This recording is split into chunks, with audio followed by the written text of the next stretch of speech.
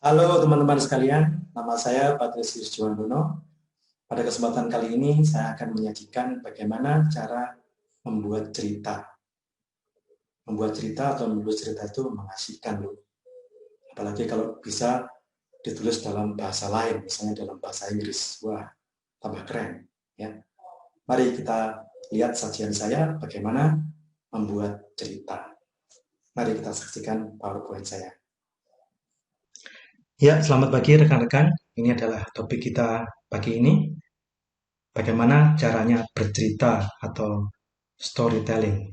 Nah, cerita itu didefinisikan sebagai satu narasi yang punya plot. Apa itu plot?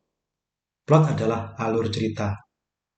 Nah, umumnya plot itu dimulai dengan satu pendahuluan, di mana penulis mengenalkan tokohnya, tempatnya, tempat di mana dia berada, mungkin orang-orang sekitarnya, mungkin kebiasaannya, ya, itu namanya pendahuluan.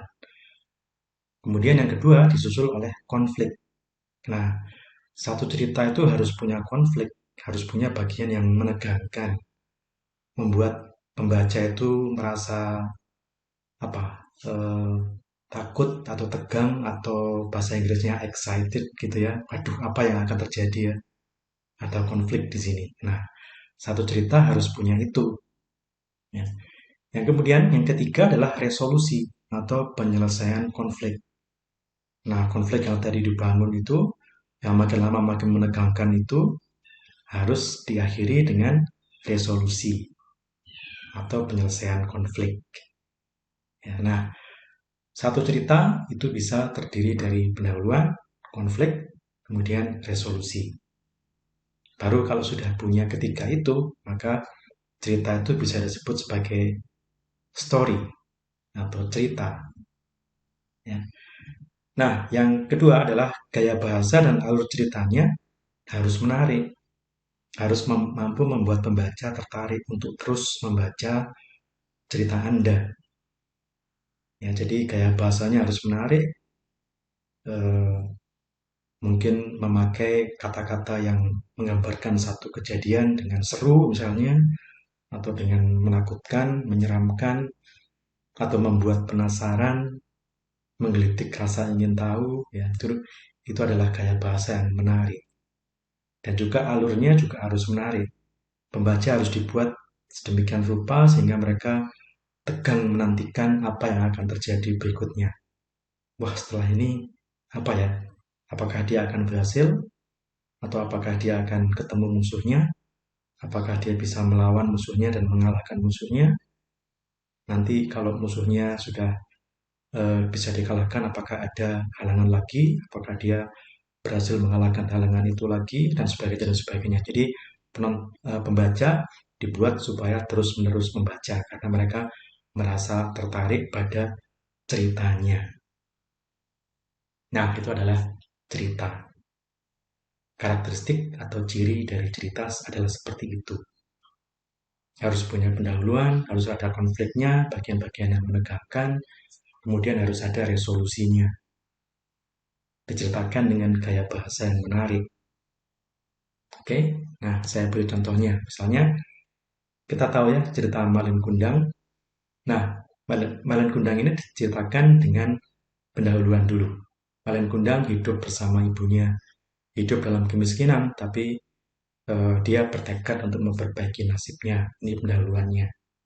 Kemudian konfliknya, Malin Kundang akhirnya nekat pergi merantau, naik kapal ya, ke benua lain, ke pulau lain, dan setelah kaya dan terkenal, dia kembali ke kampung halamannya. Ibunya menyambut Malin Kundang, tapi Malin Kundang menolak untuk mengakui dia sebagai ibunya karena merasa malu. Dia sudah kaya, sudah gagah, sudah keren, ya, tapi disambut oleh seorang wanita tua yang miskin, dia malu. Nah, di sini konfliknya. Orang mulai bertanya-tanya, wah, kurang ajar sekali si Malin Kundang ini ya. Berani-beraninya tidak mengakui ibunya. Ya, ini konfliknya. Ini membuat pembaca merasa penasaran, merasa tegang, mungkin juga merasa jengkel sama Malin Kundang. Dan mereka bertanya-tanya, lalu apa yang akan terjadi selanjutnya?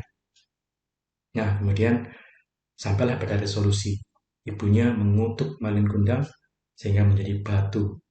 Kau anak durhaka, kau tidak tahu terima kasih, kau tidak tahu menghargai ibumu, maka jadilah kau batu. Nah, di situ cerita berakhir. Ya. Ada resolusi konflik yang tadi diceritakan itu kemudian diselesaikan dengan ibunya mengutuk Malin Kundang menjadi batu. Oke, nah itu adalah satu contoh cerita. Nah, sekarang bedakan dengan yang ini. Namanya laporan pengalaman. Dalam bahasa Inggris disebut recount. Nah, laporan pengalaman hanya sekedar melaporkan apa yang terjadi, sering tanpa adanya konflik dan resolusi.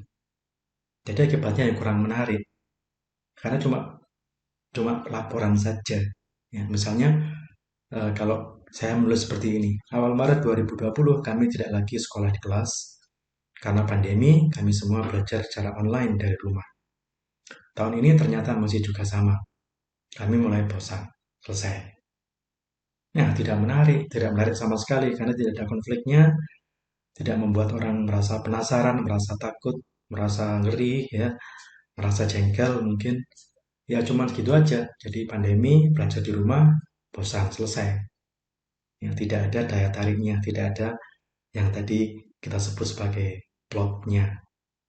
Oke, itu namanya laporan pengalaman. Jadi kalian harus bisa membedakan antara cerita atau story dengan laporan pengalaman. Kalau disuruh bikin cerita, ya bikinlah sesuatu yang menarik. Ada plotnya dan diceritakan dengan gaya bahasa yang menarik. Oke. Nah, sebagai tugas kalian bisa mencoba untuk menemukan satu kisah legenda lokal Malang yang menarik, kemudian ceritakan dalam bahasa Indonesia, lalu coba ceritakan dengan bahasa Inggris. Kalau kalian bisa melakukannya dengan bahasa Inggris, wah, luar biasa.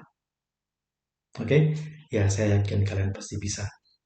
Jadi buatlah sebuah cerita. Oke, tell us a good story. Stay safe, stay healthy, and goodbye.